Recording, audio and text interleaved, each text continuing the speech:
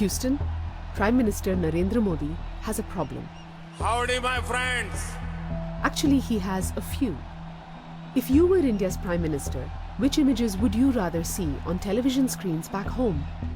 Hundreds of farmers descending on the capital, New Delhi, in protest? Soldiers deployed across a Kashmir in lockdown, trying to keep a lid on a geopolitical powder keg? Crowds of people protesting you, your party's ideology and policies? Or would you prefer pictures like these? Please welcome His Excellency, the Honorable Prime Minister of India, Shri Narendra Modi. 50,000 supporters, most of them Indian Americans, filling a giant stadium and cheering at your rally. The American President, Donald Trump, standing alongside, waving at supporters and walking hand in hand with you. Which pictures would you choose? Modi currently is besieged on a number of fronts. The economy is in a shambles. Kashmir is another burning issue. Increasingly, you're getting a fair amount of negative international attention. So this was a show of strength for Modi, and it's also a message sent both to his supporters that we will do what we want to, we are standing strong, and a message sent to his detractors that I remain unfazed by your criticism.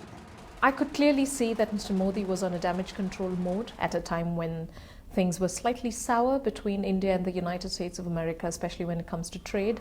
Friends, we in India have connected well with President Trump.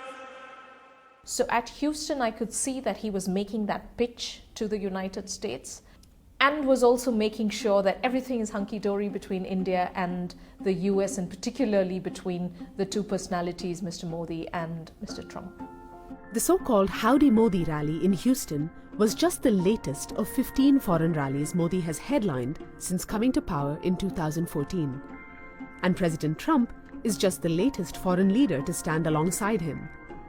Back in 2015, it was London, David Cameron, and an even bigger crowd of 60,000. As Prime Minister, Modi has travelled out of India nearly 100 times, visiting some 60 countries.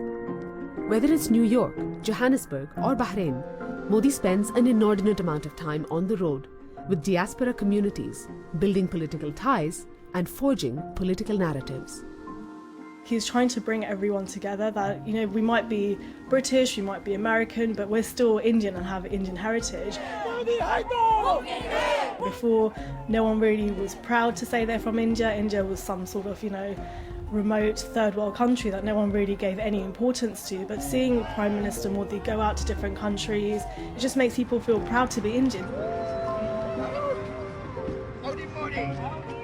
Economically, the non-resident Indians have been contributing to India for a long time, but this is the first time we feel like we have been recognized for the contributions we have been doing to our parent country, India. He's a go-getter. He gets things done, So we lived in India for a long time, and things were so stagnant for so many years. But now things have really moved in the last 5 years, especially after he came in power. I think Mr. Modi and his BJP have understood the power of the diaspora very well, and they have been able to tap into this power like nobody else has. What is different about the current diaspora is that they have the means, the internet, air travel, to be able to actually access their motherland very easily, which other waves of Indian immigrants would not have been able to do. And what the BJP has done is take this idea that India is your motherland and you have gone elsewhere to work and you can be loyal to both. The BJP's courting of the overseas Indian did not begin with the Modi government. The practice began way back in the 1930s, and by the turn of the century, BJP leaders like Prime Minister Atal Bihari Vajpayee were staging annual events celebrating the successes of Indians abroad.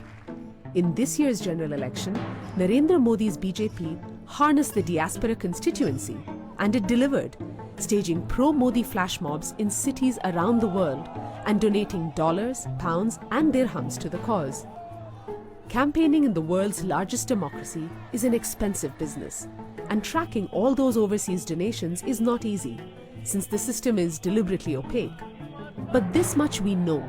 When it comes to fundraising, the BJP runs circles around its Congress party competition.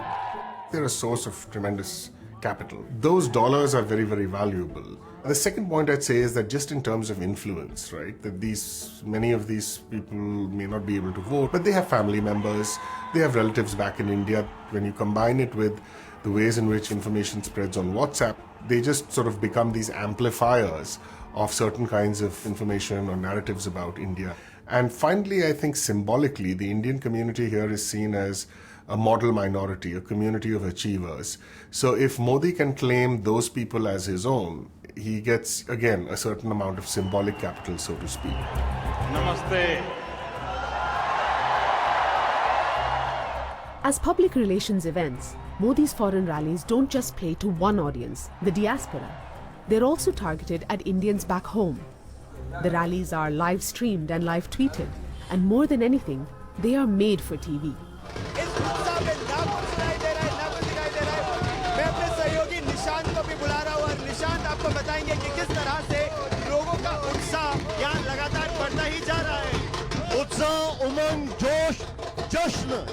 Through the Modi years, Indian TV channels have seemed amongst the most eager to jump onto the Prime Minister's bandwagon.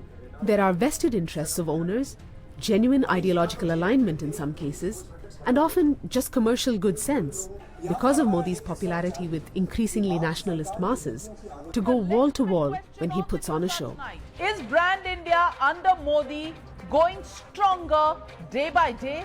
That's the question and the big debate coming up on the other side. And the hashtag is Modi, Trump, Dosti.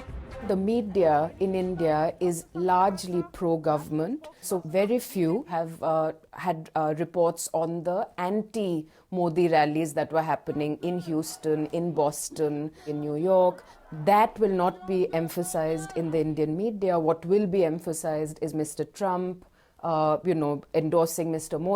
Modi endorsing Trump, etc. So media management has a big part to play. Everyone's entitled to their opinion, and it is an open, free and fair democracy. There is freedom of the press. If you watch the Indian news, they're extremely critical of Prime Minister Modi and the BJP government, more so than other foreign channels.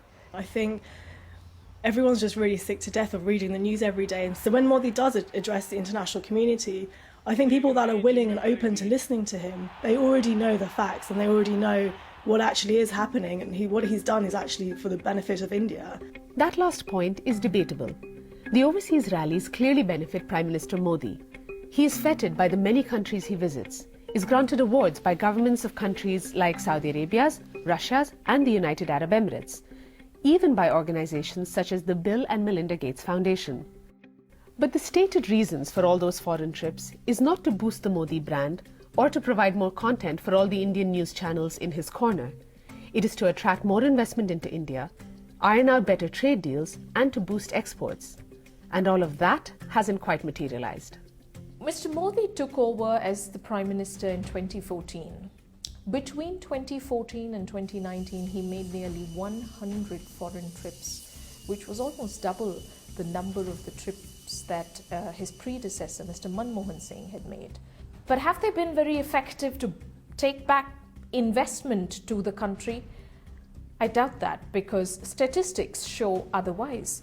India is the third largest investor in the UK. The UK is the third largest investor in India. This was the story even before 2014, and it continues to be. What this should be seen as, the Modi spectacle, is not just about Modi and India or Trump and America. It is about a certain global politics of emotions and passions and the strongman populist leader. And what this rally is telling us, that is the populist leaders of the world coming together and building constituencies through each other. They all have a similar vocabulary, and these kinds of events are showcasing their vocabulary and their camaraderie to the rest of the world. So this is about a certain global politics which we all need to keep an eye on.